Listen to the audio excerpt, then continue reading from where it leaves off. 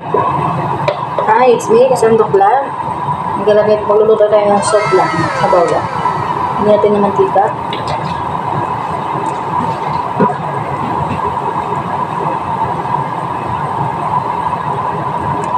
Tingnan natin apoy. Lagyan natin sibuyas. Isayin na natin para medyo masarap.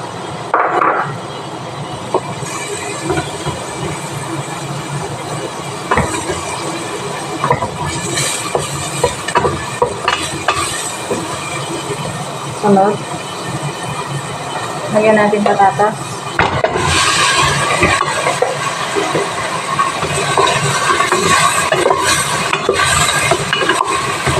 Lagyan natin kalabasa.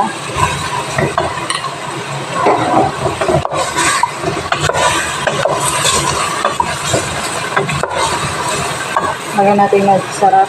Ay, magic pala. Sorry. Tapos adas. Kung anong adas, munggo pwede.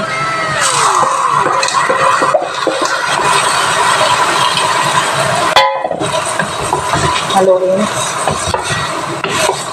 Sorry. Lagyan natin na asin. Haluin. Lagyan natin na celery. Yan na po siya. Tingnan mo. Ngayon lang po. Sabay paminta.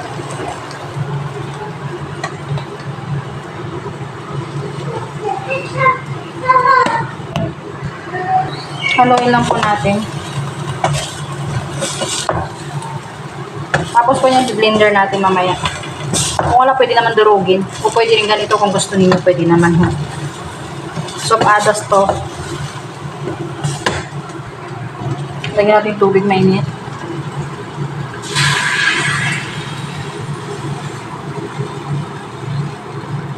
Pang maramihan po yan, pwede naman marami. Ilalagay nyo lang sa ref kung gusto niyo. Tapos, ilagay nyo po sa mga baunan. Pwedeng iinit.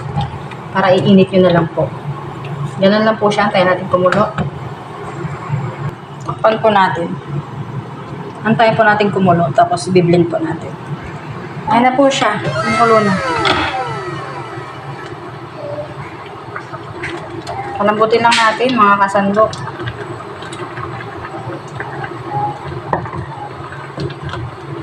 Nagiging sabaw na po yan mamaya. Ganyan lang po kasimple. Kaya mga gulay-gulay ninyo na mga reject na hindi ginagamit, pwede nyo kong ganituin. I-recycle nyo kung gusto nyo para po masustansya. Kumukulo-kulo pa. Diba?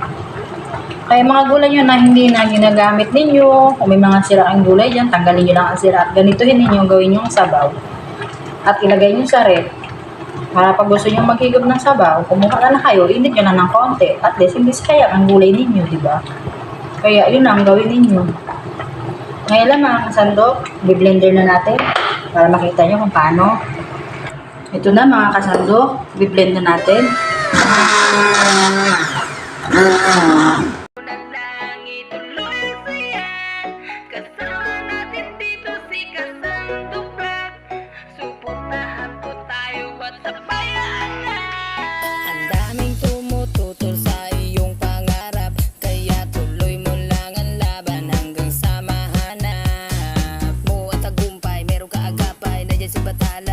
Malalay dahil merong pagsubok na kailangan. Ito na po siya mga kasandok.